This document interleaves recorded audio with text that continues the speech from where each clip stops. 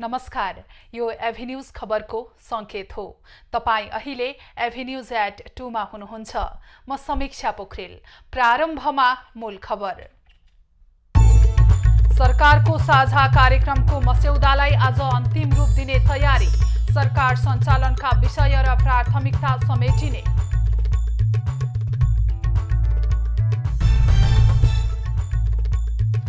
बागमती, लुम्बिनी र कडालीमा सरकार गठन प्रक्रिया अघि बढ्यो।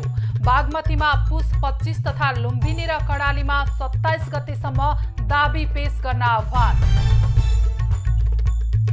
राष्ट्रिय सभाको उपनिर्वाचन माघ 25 गते गर्ने मन्त्री परिषदको निर्णय।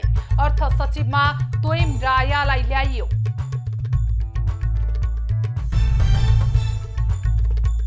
शीतलहरले मध्य प्रदेशको जनजीवन प्रभावित। चिसोले विपन्न वर्ग, ज्येष्ठ नागरिक र बालबालिकालाई समस्या।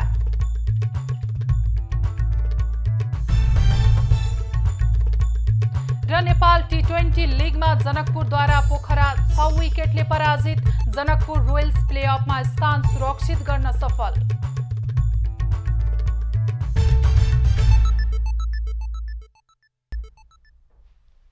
अब खबरको सिलसिला प्रारम्भ गरौं कार्यदलको बैठक सम्बन्धी प्रसंगबाट। सत्ता साझेदार दलहरूले आज सरकारको साझा कार्यक्रमको मस्यौदालाई अन्तिम रूप दिने तयारी गरेका छन्। बुधबार बसेको सत्ता साझेदार दलहरूको बैठकले न्यूनतम साझा कार्यक्रम आज टुङ्गो लगाउने निर्णय गरेको थियो। बुधबार बसेको बैठकमा न्यूनतम साझा कार्यक्रमका विषयमा छलफल भएको थियो। बैठकपछि आजसम्म मस्यौदाको टुङ्गो लाग्ने नेताहरूले जानकारी दिएका छन्। न्यूनतम साझा कार्यक्रममा सरकार सञ्चालन र यसका काम कारबाहीका विषय समेटिने बताइएको छ। आम नागरिकसँग सरोकार राख्ने, जनताको मन छुन सक्ने, भ्रष्टाचार नियन्त्रण, जनजीविकाका सवाल तथा नीतिगत सवालमा केन्द्रित रहेर सरकारको न्यूनतम कार्यक्रम बनाउने दलहरूको तयारी छ। सरकारको साझा कार्यक्रम आइसकेपछि र प्रधानमन्त्री पुष्पकमल दाहालले विश्वासको मत लिनेछन्, त्यसपछि मात्रै मन्त्री परिषद विस्तार हुनेछ। बागमती प्रदेशका प्रदेश प्रमुख यादव चन्द्र शर्माले प्रदेशमा नयाँ सरकार गठनका दावी पेश गर्न दलहरूलाई आह्वान गरेका छन्। शर्माले आज संविधानको धारा 168 को उपधारा 2 अनुसार नयाँ सरकार गठनका लागि आह्वान गरेका हुन्। उनले मुख्यमन्त्री नियुक्त गर्न 5 दिनको समय सीमा दिएका छन्। प्रदेश सभामा प्रतिनिधित्व गर्ने 2 वा 2 भन्दा बढी दलहरूको समर्थनमा बहुमत प्राप्त गर्न सक्ने प्रदेश सभा सदस्य बागमती प्रदेशको मुख्यमन्त्री नियुक्त गर्नका पुस 25 गते सोमबार दिउँसो 4 बजे भित्र दावी पेश गर्न प्रदेश प्रमुखबाट आह्वान भएको प्रदेश प्रमुखको कार्यालयका प्रवक्ता प्रकाश चापागाईद्वारा जारी विज्ञप्तिमा उल्लेख छ। 110 सदस्यीय प्रदेश सभामा सरकार गठनका लागि 56 जना सांसद आवश्यक हुन्छन्। बागमतीमा 7 वटा दलको प्रतिनिधित्व रहेको छ। केन्द्रमा बनेको नयाँ समीकरण अनुसार बागमती प्रदेशमा नेकपा एमाले, नेकपा माओवादी केन्द्र र राप्रपा मिलेर सरकार बनाउने अवस्था छ। प्रदेश सभामा एमालेको 27, माओवादीको 21 र राप्रपाको 13 सांसद छन्। यी 3 दलको मत जोड्दा 61 हुन्छ, जुन सरकार गठनको लागि बहुमत हो। सत्ता गठबन्धन बाहिर रहेको नेपाली कांग्रेससँग 37, समाजवादीसँग 7, नेमकिपासँग 3 र हाम्रो नेपाली पार्टीसँग 2 मत छ। लुम्बिनी प्रदेशमा पनि सरकार गठनको आह्वान भएको छ। प्रदेश प्रमुख अमिक शेरचनले 27 पुस भित्र संविधानको धारा 168 को 2 अनुसार मुख्यमन्त्रीमा दावी पेश गर्न आह्वान गरेका छन्। लुम्बिनी प्रदेश सभामा कुनै दलको बहुमत नभएकाले 2 वा 2 भन्दा बढी दलको समर्थनमा बहुमत प्राप्त प्रदेश सभा सदस्यलाई मुख्यमन्त्रीमा दावी पेश गर्न आह्वान गरिएको हो। लुम्बिनी प्रदेश सभामा कुनै दलको बहुमत नभएकाले 2 वा 2 भन्दा बढी दलको समर्थनमा बहुमत प्राप्त प्रदेश सभा सदस्यलाई मुख्यमन्त्रीमा दावी पेश गर्न आह्वान गरेका हुन्। 87 सदस्यीय लुम्बिनी प्रदेश सभामा बहुमतका लागि 44 सांसद आवश्यक पर्छ। लुम्बिनीमा सत्ता गठबन्धनमा रहेका दलहरूसँग सरकार गठनका लागि पर्याप्त बहुमत अर्थात् 52 सांसद छन्। स्वतन्त्रबाट जितेका रोल्पाका दिपेन्द्र पुन पनि माओवादीमा प्रवेश गरेकाले 53 सांसद पुगेका छन्। प्रदेशमा नेकपा एमालेका 29, माओवादी केन्द्रका 10, राप्रपा र नागरिक उन्मुक्तिका 4, जसपा र जनमतका 3 सांसद छन्। विपक्षमा रहेका कांग्रेसका 27, लोसपाका 3, राष्ट्रिय जनमोर्चा र नेकपा एकीकृत समाजवादीका 1 जना र स्वतन्त्रका 2 जना रहेका छन्। कर्णाली प्रदेश प्रमुखको कार्यालयले पनि 7 दिनभित्र सरकार गठन गर्न आह्वान गरेको छ। प्रदेश प्रमुख तिलक परियारले यही पुस 27 गते बुधबार अपराह्न 5 बजेभित्र मुख्यमन्त्री नियुक्तिका लागि आह्वान गरेका हुन्। प्रदेश प्रमुख परियारले नेपालको संविधानको धारा 168 को उपधारा 2 बमोजिम सरकार गठनका लागि आह्वान गरेका हुन्। कुनै पनि दलले बहुमत नपाएका कारण धारा 168 को उपधारा 2 बमोजिम प्रदेश सभामा प्रतिनिधित्व गर्ने 2 वा 2 भन्दा बढी दलहरूको समर्थनमा बहुमत प्राप्त गर्न सक्ने व्यक्तिको नेतृत्वमा सरकार गठन हुनेछ। 40 सदस्य रहेको कर्णाली प्रदेश सभामा सबैभन्दा ठूलो दल नेपाली कांग्रेसका 14 जना, माओवादी केन्द्रका 13 जना, नेकपा एमालेका 10, राप्रपा, एकीकृत समाजवादी र स्वतन्त्र सांसद 1 जना छन्। राष्ट्रिय सभाको उपनिर्वाचन 25 माघमा हुने भएको छ।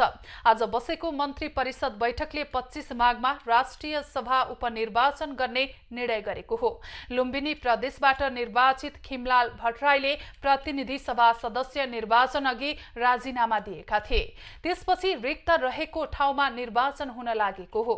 यसअघि प्रधानमन्त्री दाहालले राष्ट्रिय सभा निर्वाचनका विषयमा आयोगका पदाधिकारीसँग परामर्श गरेका थिए। राष्ट्रिय सभा सदस्य निर्वाचन ऐन 2075 को दफा 61 मा कुनै सदस्यको पदावधि 5 महिना भन्दा बढी कायम रहँदै कुनै कारणले पद रिक्त भएमा बाँकी अवधिका लागि रिक्त भएको मितिले 35 दिनभित्र सरकारले तोकेको मितिमा आयोगले उपनिर्वाचन गराउनु पर्ने व्यवस्था रहेको छ।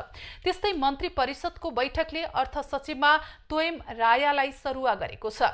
उद्योग वाणिज्य तथा आपूर्ति मन्त्रालयमा सचिव रहेका रायालाई अर्थ मन्त्रालयको सचिवमा ल्याइएको हो। त्यस्तै अर्थ मन्त्रालय अन्तर्गतको राजस्व सचिवमा भने रामप्रसाद घिमिरेलाई ल्याइएको छ। अर्थतन्त्र सुधारका लागि सरकारले अर्थ र राजस्व सचिवमा सरुवा गरेको हो। यसअघि अर्थ सचिव कृष्णहरि पुष्कर थिए भने राजस्व सचिवको जिम्मेवारीमा रामेश्वर दंगाल थिए। नेकपा एकीकृत समाजवादीको सचिवालय बैठक आज दिउँसो बस्दैछ। सरकारलाई विश्वासको मत दिने विषयमा निर्णय गर्न पार्टीले बैठक बोलाएको हो। यसअघि स्थायी कमिटी र पोलिट ब्युरोको बैठकले सरकारका विषयमा ठोस निर्णय गर्न नसकेपछि पार्टीले यसको निर्णय गर्ने जिम्मेवारी सचिवालयलाई दिएको थियो। प्रधानमन्त्री पुष्पकमल दाहालले एकीकृत समाजवादीका अध्यक्ष माधव नेपाललाई भेटेर सरकारलाई विश्वासको मत दिन आग्रह गरेपछिको अवस्थाबारे छलफल गर्न बैठक बोलाइएको हो। सरकारमा सहभागी हुने कुरामा एकीकृत समाजवादीका नेता विभाजित छन्। केही नेताले भने विश्वासको मत दिनुपर्ने मत राख्दै आएका छन्। प्रधानमन्त्री पुष्पकमल दाहाल प्रचण्डले कम्बोडियाको ग्रान्ड डायमन्ड सिटी र क्यासिनोमा भएको आगलागीमा परि मृत्यु भएका निराकार पाण्डेका बुबा अग्नि पाण्डेसँग भेट गरेका छन्। प्रधानमन्त्रीले आज बिहान प्रधानमन्त्री तथा मन्त्री परिषदको कार्यालयमा बोलाई पाण्डेसँग भेट गरेका हुन्। भेटका अवसरमा प्रधानमन्त्री प्रचण्डले निराकारको निधनप्रति दुःख व्यक्त गर्दै सब नेपाल ल्याई परिवारलाई सरकारको तर्फबाट सहयोग गर्ने प्रतिबद्धता जनाएका छन्।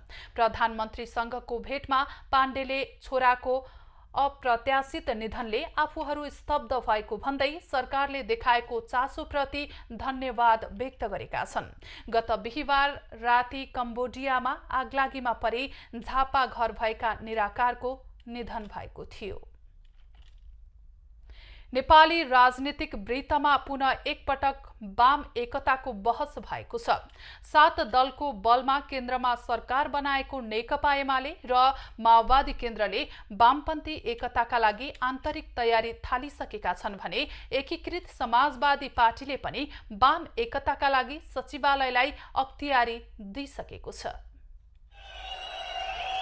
आम निर्वाचनमा एकले अर्काको अस्तित्व नै समाप्त पार्ने गरी नेकपा एमाले माओवादी केन्द्र र एकीकृत समाजवादी लागि परे, तर सोचे अनुरूप जनमत ल्याउन नसक्दा स्वतन्त्र र ससाना दलको बलमा केन्द्रमा वाम घटकको सरकार बन्न पुग्यो। माओवादी र एमाले मिलेर सरकार बनाइरहँदा एकीकृत समाजवादी पार्टी सत्ता बाहिर रहन पुग्यो।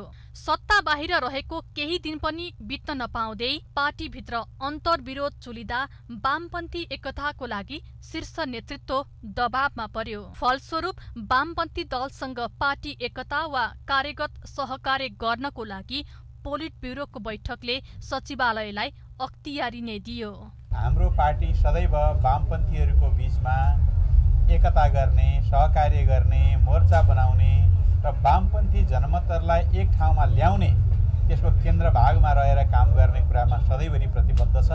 एमाले माओवादी नेतृत्वमा 7 पार्टी जुटाएर नयाँ सत्ता गठबन्धन बने पनि विश्वासको मत ल्याउने स्पष्ट आधार देखिँदैन।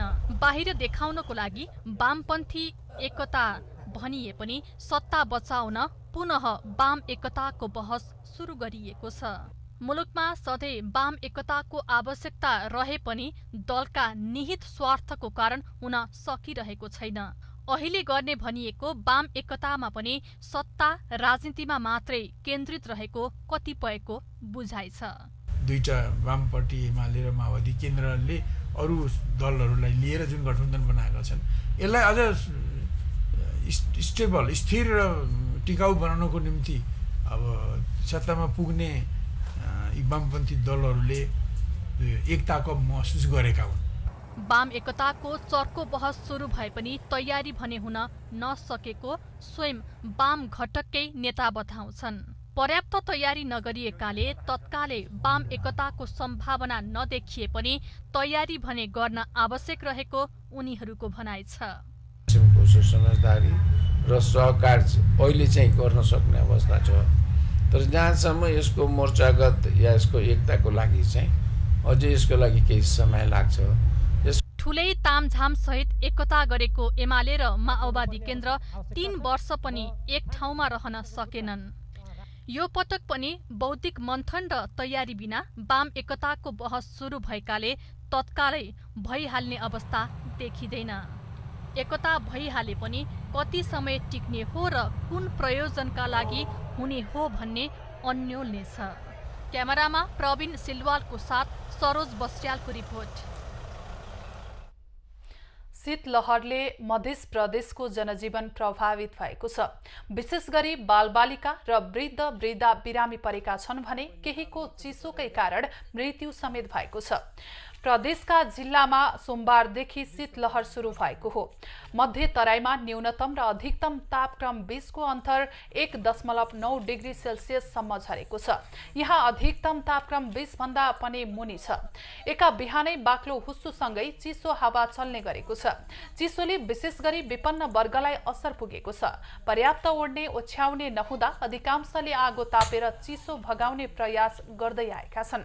दिनभर हुस्सु लाग्दा जनकपुर, सिमरा र राजविराजमा हवाई उडान प्रभावित भएको छ। चिसोले कठ्याङ्ग्रिएर सर्लाहीमा 4 र सप्तरीमा 1 गरी 5 जनाको मृत्यु भएको छ। मधेसमा अत्याधिक चिसो बढेपछि पालिकाहरूले धमाधम विद्यालय बन्द गराइरहेका छन्। हिउँदे बिदामा कट्टा हुने गरी बिदा दिएको हो। सर्वसाधारण तथा बटुवाको सहजताका लागि महानगरले मुख्य चोकमा आगो ताप्न दाउराको व्यवस्था गरेको छ। शीतलहर बढेपछि निमोनियाका बिरामी पनि बढेका छन्। बढ्दो शीतलहर र चिसोका कारण बालबालिका र वृद्ध वृद्धामा स्वास्थ्य समस्या देखिएको हो।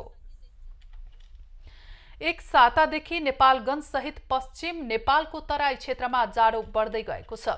विगतका वर्षहरूमा जाडो बढ्ने बित्तिकै दाउरा वितरण गरेर आगो ताप्ने व्यवस्था मिलाउँदै आएका स्थानीय तहले यो पटक चासो नदिँदा विपन्न परिवार मारमा परेका छन्। बाँकेको नेपालगञ्ज सहरको चोकदेखि विपन्न बस्तीका बासिन्दाहरूको राहतका लागि वितरण गरिने दाउराको जोहो गर्न नेपालगञ्ज उपमहानगरपालिकाले ढिलाइ गरेपछि जाडो काट्न धौधौ भएको छ। जाडो बढे पनि नेपालगञ्ज उपमहानगरपालिकाले अझैसम्म दाउरा दिन सकेको छैन। केही स्थानीय आफैले जोहो गरेर बसेका छन्। बाल ली थे यार वार से बोरी वोरी पाई थे, नहीं तो बैठे हैं, का करी, कहूँ पाई गए तो तापे नहीं बैठे हैं। कहाँ रात के भी ठंडी लागत है, बिछो बिस्तर गलत छूतो सहायता पानी पर तो नाम सबका लिख ले गया और हमरे सबके यहाँ का अत्ता गरीब है, न पूछ ले कोई करैया नहीं है। आगो ताप्ने दाउरा नभएकै कारण जाडोले छटपटिँदा पनि कुनै निकायले पनि दाउराको सहयोग नगरेको गुनासो चिसो प्रभावितको छ। एक हप्तादेखि आगो ताप्दै आएको भन्दै नेपालगञ्ज उपमहानगरपालिकाले कुनै राहत नदिएपछि स्थानीय आक्रोशित छन्। यहाँ आगो बालेर चिसो धेरै भएछ, हामीहरू सब आगो ताप्दैछौँ। नगरपालिकाले केही राहत बाँड्नु पर्ने अहिलेसम्म एउटा पनि दिएको छैन। सरकारले के दिगा गरिदियोस् भनेर हामीले गुनासो गरेका छौँ।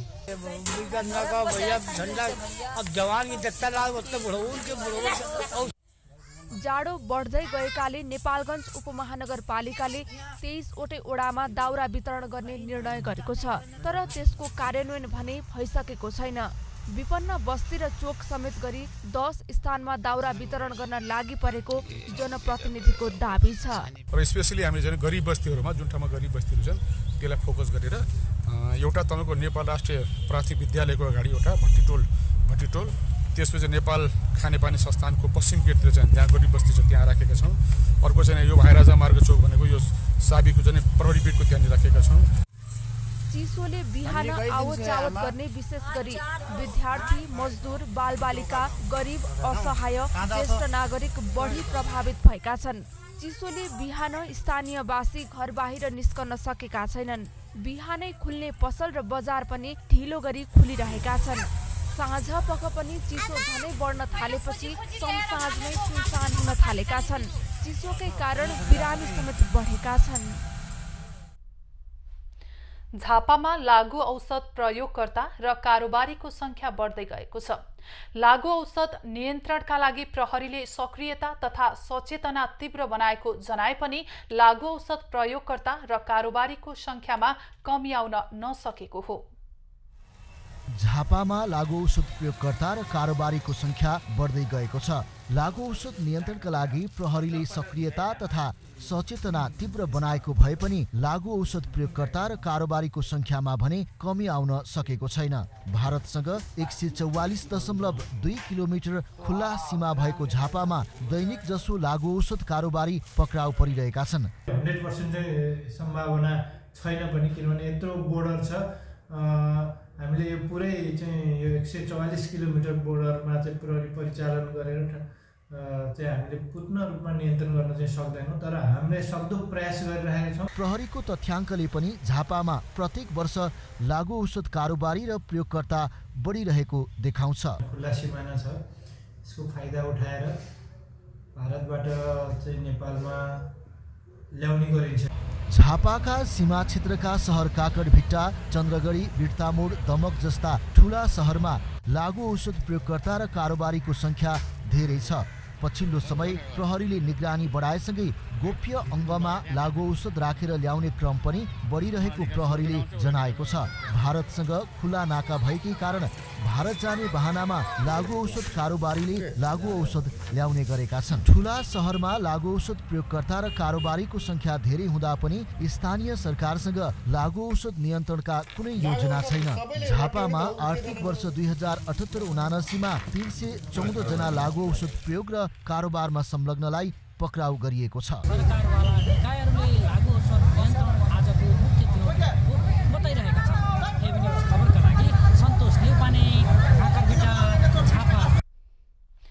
खबरको सिलसिला अझै जारी छ, हामीसँगै रहनुहोला। अब बाँकी खबर। पर्वतमा लिफ्टिङ प्रविधि मार्फत खानेपानी वितरण प्रक्रिया अघि बढेको छ। मुहानबाट पर्वतको लिमिकोट पानी पुर्याउने आयोजना मार्फत 5000 भन्दा बढी उपभोक्ता लाभान्वित हुने खानेपानी कार्यालय पर्वतले जनाएको छ। पर्वतको फलेवास नगरपालिका 3 शंकर पोखरीमा निर्माणाधीन बृहत लिफ्ट खानेपानी आयोजनाको परीक्षण गरिएको छ। मुहानबाट करिब 700 मिटर उचाइमा लिफ्टिङ गरी लिमिकोटमा पानी पुर्याउने आयोजना अनुगमन सहित परीक्षण गरिएको हो। जलस्रोत तथा खानेपानी मन्त्रालयका सचिव सन्तोष कैनीले लमाय खोला स्थित दूरबुटी ट्याङ्कीमा पानी तान्न जडान गरिएको विद्युत मोटरको परीक्षण गरेका हुन्। गण्डकी प्रदेश सरकारले लिफ्टिङबाट गरेर खानेपानी सेवा दिइरहेका उपभोक्ताहरूलाई हामीले विद्युतमा अनुदान दिने गरेर यसै महिनामा नै गत हप्ता नै हामीले एउटा मापदण्ड जारी गरेका छौँ। खानेपानीका लागि कष्ट भोग्दै आएका फलेवास नगरपालिका 3 शंकर पोखरीवासीको सपना पूरा हुने भएको छ। लमाय खोलाबाट करिब 700 मिटर उचाइमा लिफ्टिङ गरी मैदान स्थित लिमिकोटमा पानी ल्याएपछि फलेवासको 2 र 3 नम्बर वडाका 1341 घरधुरीमा पानी वितरण प्रक्रियाका लागि मुख्य ट्याङ्कीमा पानी पुर्याइएको हो। वितरण पाइपलाइनको गर्नुपर्ने छ अनि आरबिटीहरु यहाँ जम्मा एउटा इन्टेक छ। अब 4 स्टेजका पम्पिङ भइहाल्यो। त्यसपछि 7वटा रिजर्भायर सर्भिस रिजर्भायरहरू 7वटा छन् सर। अनि धारा बनाउनु पर्ने चाहिँ त्यो ठुलो चुनौती छ। पानी तान्ने काम सकिएपछि एक घर एक धारा अनुसार उपभोक्तालाई विद्युत मिटर सहितको धारा जडान गर्न भने अझै केही समय लाग्नेछ। अब यहाँ मान्छेहरू एकदमै आतुर छन् पानी खानको निमित्त काकाकुल छन्, तर हामीसँग पैसाको 1 रुपैयाँ पनि जोगो छैन। त्यसो भएको हुनाले भोलिबाटै पैसा अबका केही घण्टापछि पैसा रिँदैछ, पानी यहाँको पानीमा पैसा रिँदैछ। त्यो पैसा कसरी म्यानेज गर्ने हो? आर्थिक वर्ष 2075-76 देखि सुरु भएको आयोजनाको 18 करोड 88 लाख 85 हजार रुपैयाँ लागत इस्टिमेट गरिएको छ। आयोजनाबाट 5072 उपभोक्ता लाभान्वित हुने खानेपानी तथा सरसफाई डिभिजन एकाइ कार्यालय पर्वतले जनाएको छ। प्रदेश सरकारको ऊर्जा जलस्रोत तथा खानेपानी मन्त्रालय मार्फत 2075 फागुनमा लमाय खोला लिफ्ट खानेपानी आयोजना सुरु गरेको थियो। पर्वतबाट महेन्द्र जीसीको रिपोर्ट। पोखरा विमानस्थल सञ्चालनमा आएसँगै विमानस्थल निर्माणमा लिएको महँगो ब्याजको ऋणलाई लिएर आलोचना बढ्न थालेको छ। तर विज्ञहरू भने पूर्वाधार निर्माणमा लिएको ऋणलाई लिएर आत्तिनुभन्दा व्यावसायिक सफलतामा ध्यान दिन आवश्यक रहेको सुझाउँछन्। 22 अर्ब लगानीमा निर्माण गरिएको पोखरा अन्तर्राष्ट्रिय विमानस्थल जनवरी 1बाट सञ्चालनमा आइसकेको छ। विमानस्थल सञ्चालनमा आएसँगै निर्माणका लागि चीनको एक्जिम बैंकबाट महँगो ब्याजमा लिएको 22 अर्ब ऋण लिएर बहस हुन थालेको छ। 7 वर्ष अघि लिएको ऋणको किस्ता आगामी चैतदेखि बुझाउनु पर्ने हुन्छ। ब्याज पनि अन्य अन्तर्राष्ट्रिय दाता निकायको भन्दा बढी 2% तिर्नुपर्ने हुन्छ। अन्य दात्री निकायको ऋणको ब्याज 1% भन्दा कम छ। यसरी महँगो ब्याज तिरेर निर्माण गरिएको विमानस्थलको प्रतिफललाई लिएर जिज्ञासा र चिन्ता दुवै बढेको छ। तर विज्ञहरू भने हाम्रो जस्तो मुलुकले पूर्वाधार निर्माणका लागि सहयोग लिन आवश्यक रहेको बताउँछन्। साथै अहिले नै अन्य विमानस्थलसँग दाजेर ऋण र ब्याज सम्झेर आत्ति हाल्न नहुने विज्ञ बताउँछन्। तत्काल बिजनेस पाउन अलिकति गाह्रो हुन सक्छ, तर नेपालको पर्यटन क्षेत्रको सम्भावनालाई ध्यानमा राख्दा र काठमाडौँ गौतम बुद्ध बाहेकको तेस्रो पोखराको विमानस्थल भएको हुनाले भविष्यमा यसले बिजनेस पाउँछ। पोखरा विमानस्थलको मुख्य आधार पर्यटन हो। विमानस्थल सञ्चालनमा आएसँगै त्यसको ऋण ब्याजलाई लिएर बहस गर्नुभन्दा पर्यटन बढाउन र नियमित उडानमा जोड दिनुपर्ने विज्ञहरू बताउँछन्। धेरै आशंका भन्दा पनि अगाडिको चाहिँ रणनीति के हुनुपर्छ, यसलाई चाहिँ सफलतापूर्वक सञ्चालनको लागि नेपालको रणनीति के हुनुपर्छ, बजारको विस्तार कसरी गर्ने, ब्रान्डिङ कसरी गर्ने, धेरैभन्दा धेरै एयरलाइन्सहरू अन्तर्राष्ट्रिय एयरलाइन्सहरूले कसरी जोड्ने, त्यो दिशातर्फ चाहिँ नेपाल लाग्नुपर्छ। मुलुकको विकासका लागि पूर्वाधार निर्माण अपरिहार्य हो। पूर्वाधारको निर्माणसँगै त्यसको सञ्चालन र व्यावसायिक सफलतामा पनि विशेष जोड दिनुपर्छ। निशा देउजाको रिपोर्ट। तराईका जिल्लाहरूमा लघु वित्त विरुद्ध आन्दोलन भइरहेका बेला बागलुङमा भने लघु वित्तप्रति आकर्षण कायमै देखिन्छ। थोरै आय आर्जन गर्ने वा प्रचलित बैंकहरूसम्म प्रत्यक्ष पहुँच नभएका व्यक्तिहरूप्रति लक्षित वित्तीय सेवाप्रति बागलुङका महिला दिदीबहिनीको आकर्षण बढेको छ। बैंक तथा वित्तीय संस्थामा पहुँच नभएका गरिब तथा विपन्न वर्गका लागि स्थापना भएको लघु वित्तप्रति बागलुङमा सकारात्मक प्रभाव देखिएको छ।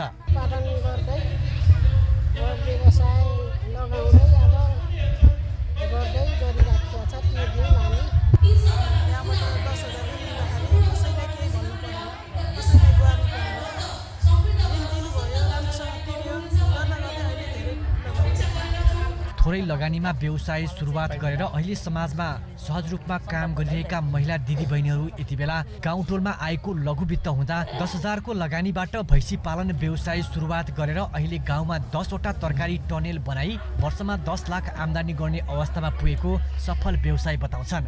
1 लाख लगानी लगेर 7-8 सय चल्लाहरू राखेर फर्महरू चलाइरहेको छु। सिआइसीबाट मलाई एकदम राम्रो लगानी गरेर लघु वित्त वित्तीय संस्थाले गरिब तथा विपन्न वर्गलाई बिना ढितो कर्जा प्रवाह गरे पनि व्यवसाय गरेर खाने तल्लो वर्गलाई यसले लिने ब्याज अलि बढी भएको गुनासो महिला उद्यमीको छ। कतिपय दिदीबहिनीहरूले आफूले लगेको ऋण र ब्याज समयमा तिर्न नसक्दा माग्दा रिसाउने काम भएको हुँदा यसमा सुधार गरेर जानुपर्ने लघु वित्त सञ्चालक बताउँछन्।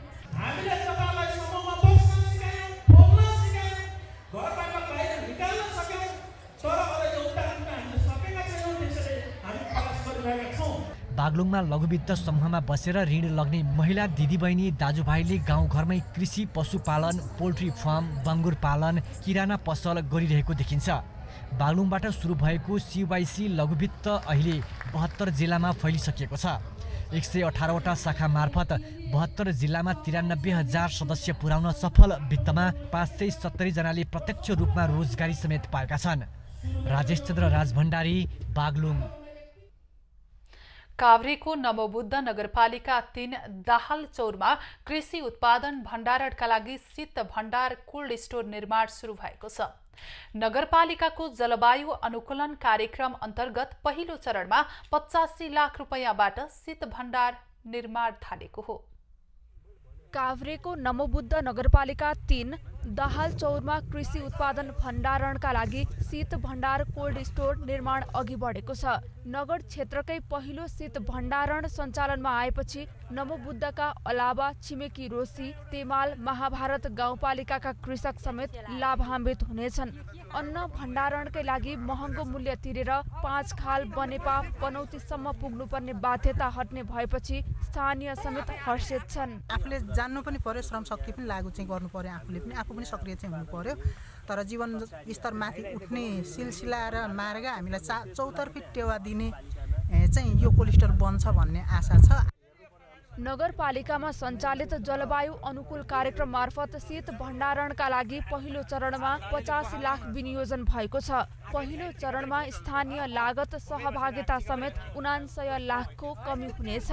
15% स्थानीय उपभोक्ताले बेहोर्ने नगरले जनाएको छ। अहिले हामीले चाहिँ सीमित स्रोत साधनबाट यसलाई सुरु गरेका छौँ। त्यसैले यो एउटा बहुवर्षीय योजनाको रूपमा पनि अगाडि बढ्छ र यसलाई चाहिँ अन्य विकास साझेदारहरू, नगर विकास कोष लगायतका अन्य विकास साझेदारहरूले पनि चासो देखाइरहनु भएको छ र हामीले स्रोत त्यताबाट पनि जुटाएर यसलाई अगाडि बढाउँछौँ। प्रति च्याम्बर 30 मेट्रिक टनको दरले 6 च्याम्बरमा 180 मेट्रिक टन तरकारी, फलफुल र अन्न यसमा भण्डारण गर्न सकिनेछ। पहिलो चरणमा बन्ने एकतले भवन 3 महिनामा सम्पन्न गर्ने लक्ष्य राखिएको छ। यसलाई चाहिँ हामीले एक तला निर्माण गर्ने लक्ष्य लिएका छौँ र त्यसको टोटल कस्ट चाहिँ हाम्रो सिभिल तर्फको कस्ट जुन हाम्रो यो स्ट्रक्चरको कस्ट चाहिँ 3,82,84,650 रुपियाँ 74 पैसा रहेको छ। यो बिपी हाइवेबाट नजिक भएको कारणले तिमाल, रोसी, महाभारतदेखि सबैलाई बाहेक पर्ने एरिया भएको कारणले यसमा चुज गरेका छौँ र अहिले हाम्रो समितिहरू पनि राम्रो बनेको छ। 8,36,46,979 रुपैयाँ कुल लागत अनुमानमा तयार भएको भण्डारणलाई बहुवर्षीय योजनामा समावेश गरेर पूरा गर्ने नगरपालिकाको तयारी छ।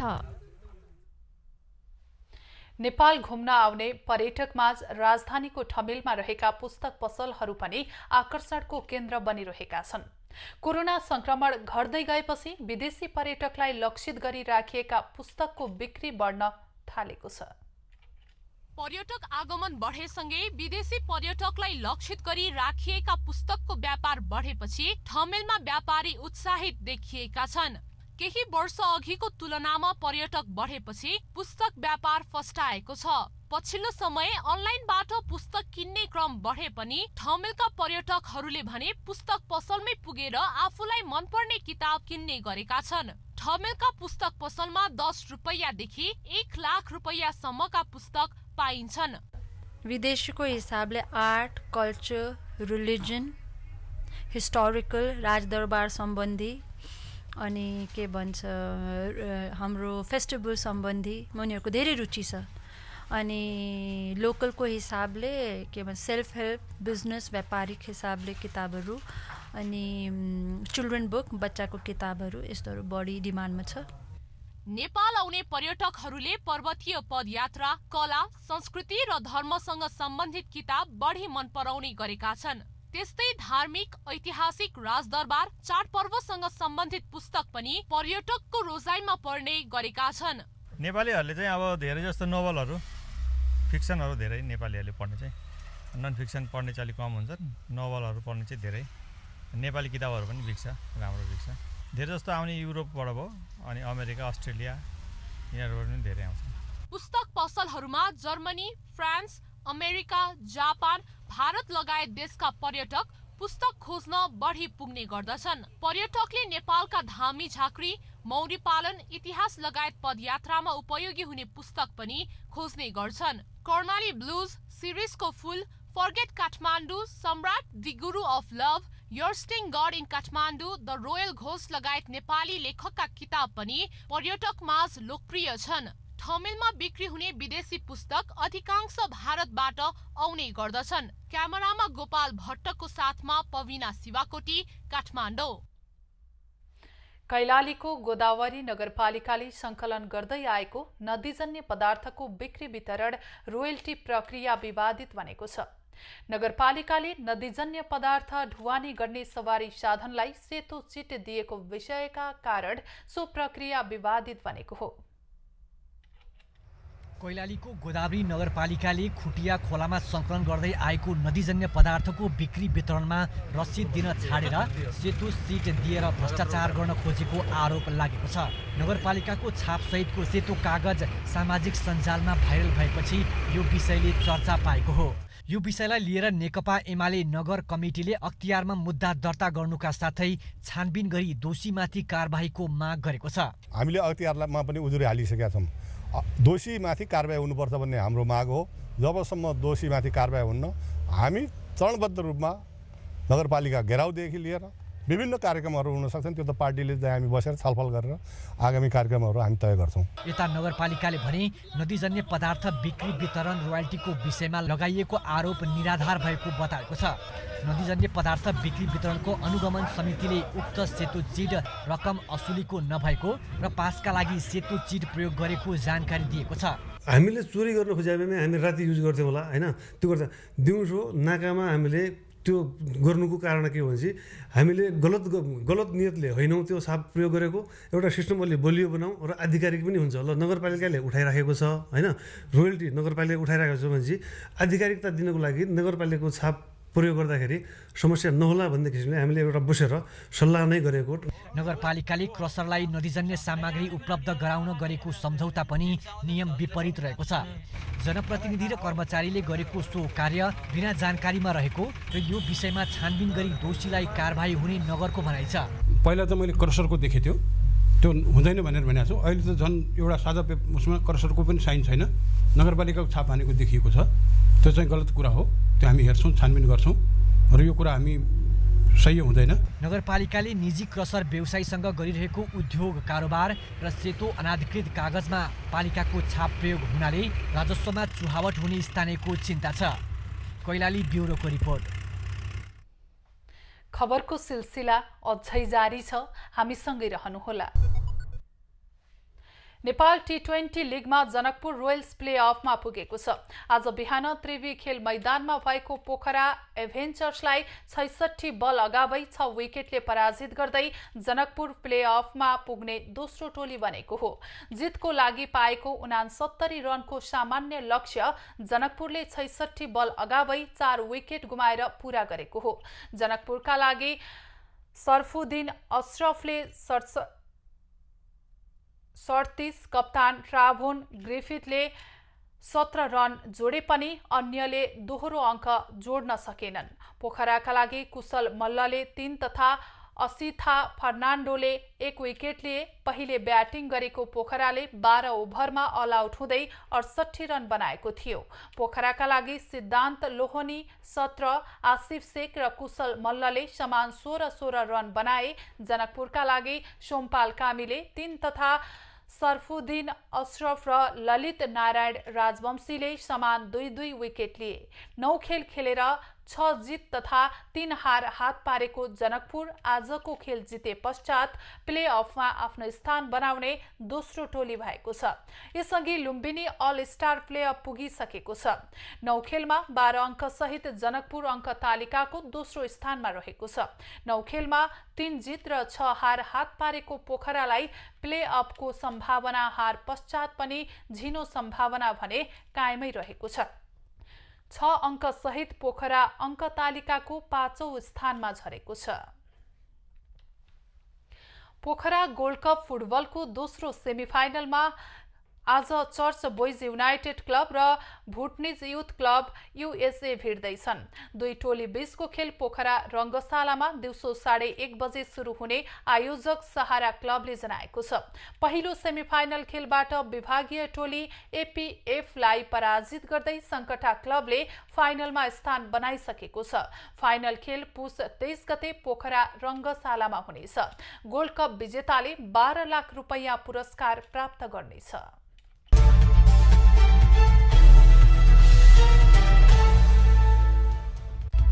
प्रधानमन्त्री तथा मन्त्री परिषदको कार्यालयले प्रधानमन्त्री निवास लगायत विभिन्न स्थानमा कार्यरत नेपाल प्रहरीका 35 जना सवारी चालकलाई फिर्ता नबोलाउन गृह मन्त्रालयलाई आग्रह गरेको छ। व्यक्तिगत सुरक्षा चालक वा सहयोगीको रूपमा राखिएका प्रहरी कर्मचारीहरूलाई गृह मन्त्रालयले फिर्ता गरिरहेका बेला कार्यालयले चालक फिर्ता नगर्न आग्रह गरेको हो।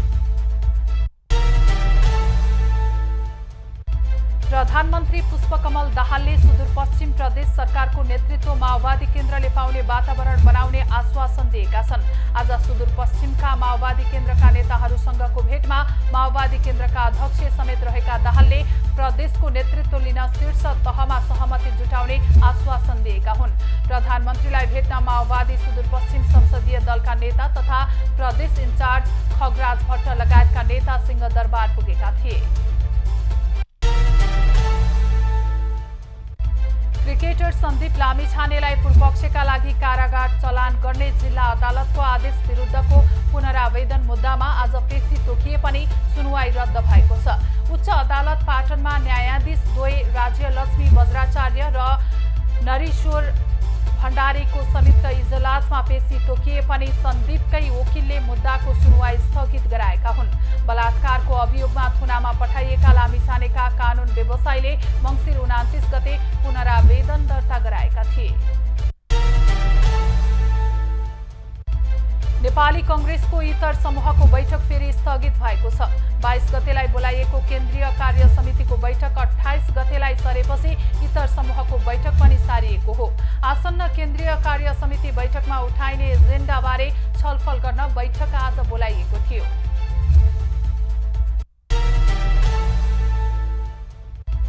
कांग्रेस सभापति शेरबहादुर देउवा र जसपाका अध्यक्ष उपेन्द्र यादव बीच आज भेटवार्ता भएको छ।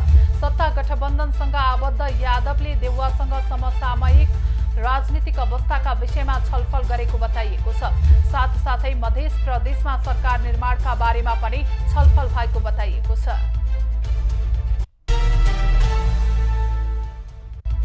सरकार सरकारले दर्ता नभएका र नवीकरण नगरिएका देशका क्रसर उद्योग बन्द गर्न जिल्ला प्रशासन कार्यालयलाई निर्देशन दिएको छ। गृह मन्त्रालयले प्रचलित कानून विपरीत ढुङ्गा, गिटी तथा बालुवा उत्खनन तथा दोहनलाई नियमनका लागि त्यस्ता उद्योग बन्द गर्न बुधबार 77 वटै जिल्ला प्रशासन कार्यालयलाई परिपत्र जारी गरी निर्देशन दिएको हो। प्रधानमन्त्री पुष्पकमल दाहालले दिएको सुशासन सम्बन्धी निर्देशन कार्यान्वयनका लागि सचिवहरूले आफ्नो मन्त्रालयको खाका तयार गरेर साताभित्र पेश गर्नुपर्ने भएको छ। प्रधानमन्त्री दाहालले मंगलबार दिएको 30 बुँदे निर्देशन कार्यान्वयनका लागि कसले कसरी कहिले र के काम गर्ने प्रष्ट मार्ग निर्देशन सहितको खाका बनाएर सबै मन्त्रालय र विभागीय प्रमुखको प्रधानमन्त्री कार्यालयमा पेश गर्नुपर्ने भएको हो।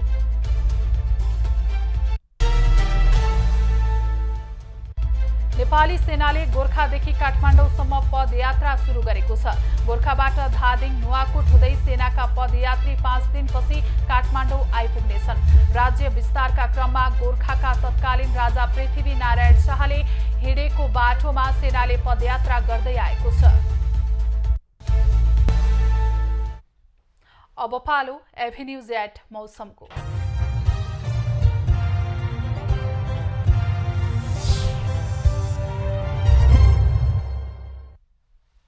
हाल देशमा पश्चिमी न्यूनचापीय प्रणालीको सामान्य प्रभाव रहेको छ। देशका पहाडी भूभागमा आंशिक बदली रही तराईका धेरै भूभागहरूमा बाक्लो हुस्सु कुहिरो लागेको छ। आज दिउँसो गण्डकी प्रदेश र कर्णाली प्रदेशको पहाडी भूभागमा आंशिक बदली तथा बाँकी भूभागमा मौसम सामान्यतया सफा रहनेछ। गण्डकी र कर्णाली प्रदेशका हिमाली भूभागका 1-2 स्थानमा हल्का हिमपातको सम्भावना रहेको जल तथा मौसम पूर्वानुमान महाशाखाले जनाएको छ। आज काठमाडौँ उपत्यकाको अधिकतम तापक्रम 17 डिग्री सेल्सियस र न्यूनतम तापक्रम 3 डिग्री सेल्सियस बीच रहने अनुमान गरिएको छ। आज सूर्योदय 6:55 भयो भने सूर्यास्त साँझ 5:22 हुनेछ। आज देशभरको मौसम कस्तो रहला त? हेरौं देशका विभिन्न स्थानको अनुमानित मौसमी अवस्था।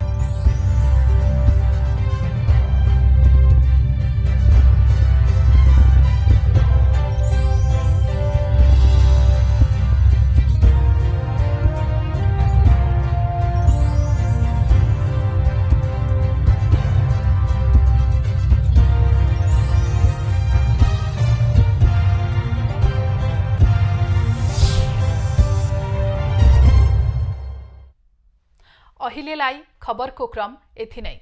एभेन्यूज खबरका यी सहित अन्य विस्तृत खबरका लागि www.avenews.tv लगइन गर्न सक्नुहुनेछ। युट्युब, फेसबुक र ट्विटरमा पनि हामीलाई फलो गर्न सकिनेछ। खबरभित्रको खबरका लागि हेर्दै रहनुहोला एभेन्यूज खबर। नमस्कार।